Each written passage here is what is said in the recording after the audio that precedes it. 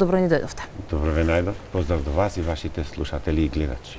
Нашите гледачи и сите ние имаме, претпоставам, многу прашања кои што се сврзуваат околу во една насока, тој е коронавирусот. Вчера и официјално е потврдено дека една пациентка потврден е коронавирусот кај тој пациент кој што пак била во Италија, па се вратила во Македонија. Ќе позборуваме и за нејзиниот пат и транзит, меѓутоа за почетокот што треба ние како граѓани да знаеме за коронавирусот, како се пренесува, како да се заштитиме. Да, најбитни се, значи во борба против секоја болест, во превенција најбитни се информациите. Живееме во време каде информациите брзо стигнуваат, исто така и дезинформациите, затоа е многу битно правилно информирање ради превенција на многу работи. Значи, овој вирус, коронавирусот, припаѓа на групата на коронавируси, кои предизвикуваат многу болести од најлесна обична настинка до тешки форми на пневмонии и со фатален исход. Значи, ако се сеќавате некои епидемии што се ширеа пред неколку години, SARS, MERS, сите тие се од оваа група на коронавируси. Сите се од исто семејство, како да кажем? Од исто семејство, да.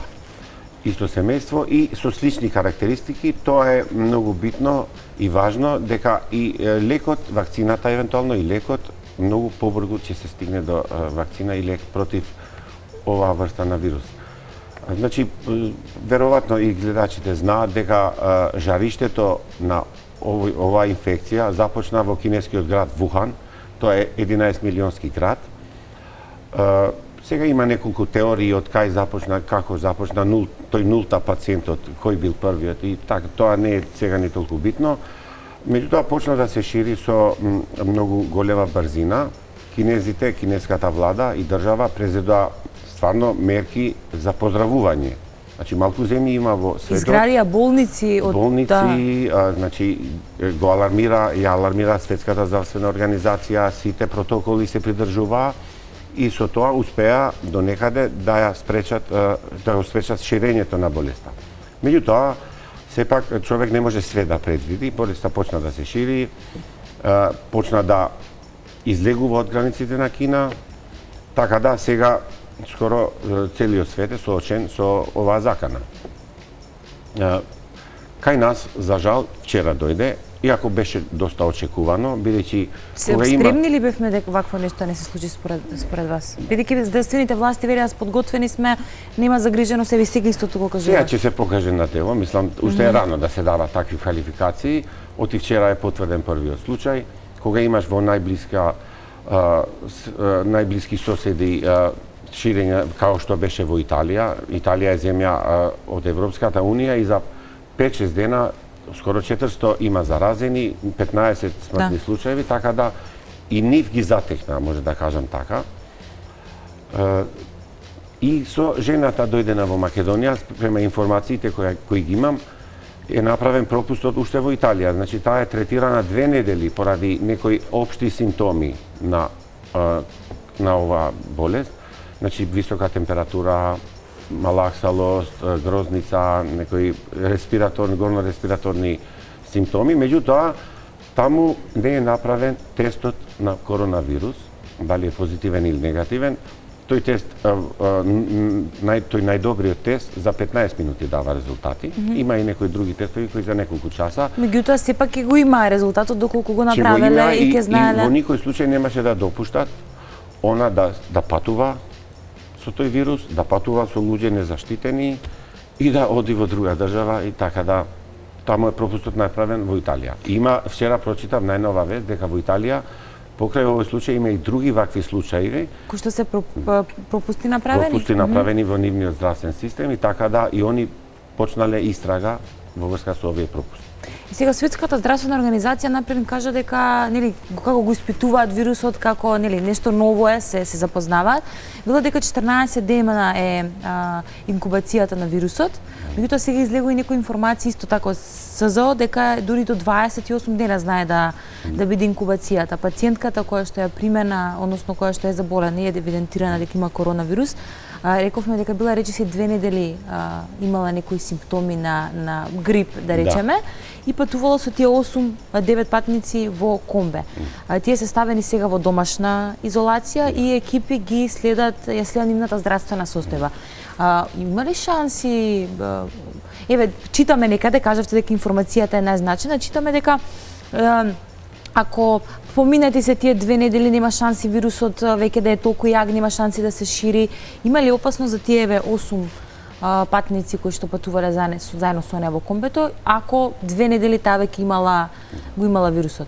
Да, секако дека постои опасност, бидејќи начинот на ширење е преку ситни капки кои болниот пациентот кој веќе го има тој вирус ги сврла преку кивање и преку кашлање. Ако има некој во близина, директно тие капките паѓаат врз слузниците, уста, нос, очи. И така влегува. Ако нема во најблиско обкружување други луѓе, тие капки паѓаат секаде кај што паѓаат. Некои капки се ептен микро капки кои не се видливи за око, некои се гледаат малце. Меѓутоа, тие се вирулентни 15 до 30 минути откако ќе паднат на тврди предмети. Сега, ако дојде некој човек што не знае дека пред него некој бил таму, несвесно ќе фати со рака, после тоа со рака ќе се допре за уста, нос, очи, ќе се истрие и така, и тоа е начинот на влез во организам. Така да, затоа сите овие мерки се превземаат ради превенција до минимум на опасноста за пренесување. Споменавте за времето на инкубација, во почеток беше од Светска здравствена организација, пошто се работи за нов вирус и не се знаат сите факти, дур се комплетираат, значи беше одредено дека 2 недели трае времето на инкубација, меѓутоа после се пријавија случаеви кои испаднаа позитивни на тестирање и кај нив се разви болеста после 3 дури до 4 недели. Значи сега има тенденција таа времето на инкубација да порасне и да биде до 4 недели, до 28 дена. Што треба да знаеме ние? Еве, и Светска здравствена организација и Министерството за здравство велат дека тие маски нема нешто многу да не заштитат. Единствено би спречиле пренесување на вирусот доколку, еве, личноста го има, па ако кашля или ако кива.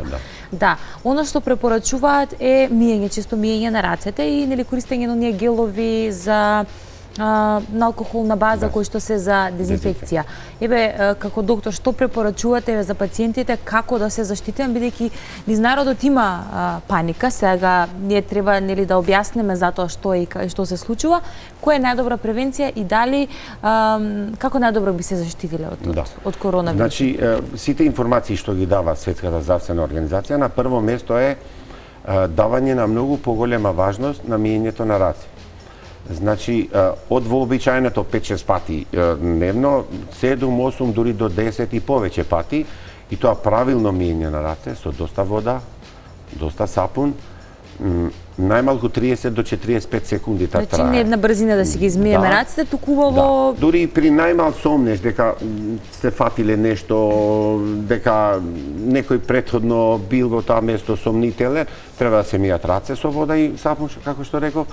Исто така треба да се мијат раце со средства на база на алкохол, ги има така кај нас, во секоја болница ги има, а ги има и на продажба, значи и тие дезинфицираат.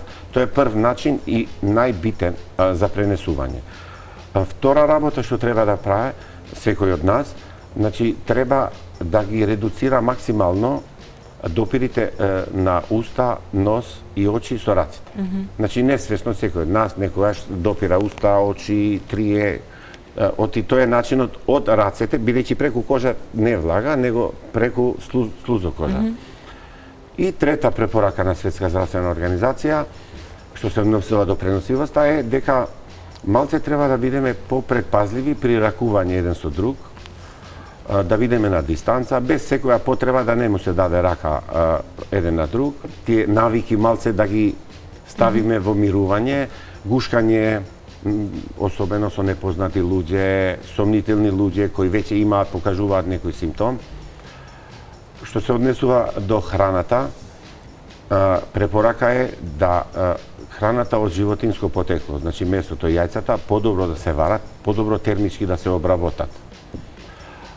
кој има домашни миленичиња и треба да се избегнува, иако од животно не се пренесува до сега, барем според сите сознанија, нема такво нешто, меѓутоа после секој допир на домашни миленичиња треба да се измијат раце. И за наша лична превентивна, и да не е коронавирусот, туку... И да не е коронавирусот, има други болести Да, што треба. да.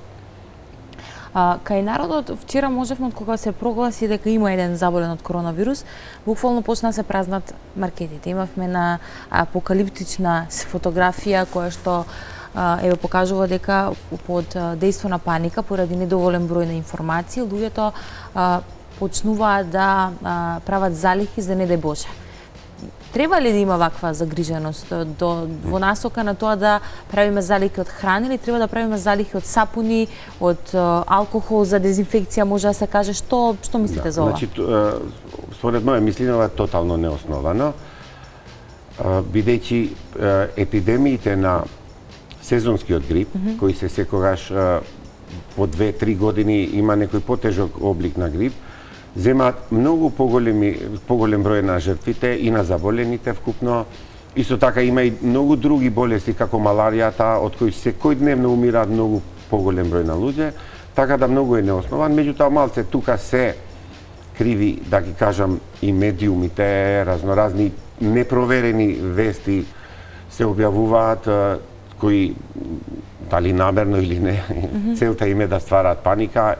И, значи, тотално е тоа неосновано, зашто да се прават залихи од храна, само е битно да се придржуваат на упатствата на Светска здравствена организација, конкретно кај нас, тие упатства ги препорачува Министерството за здравство, центрите за јавно здравство, сите медиуми, тоа е тоа.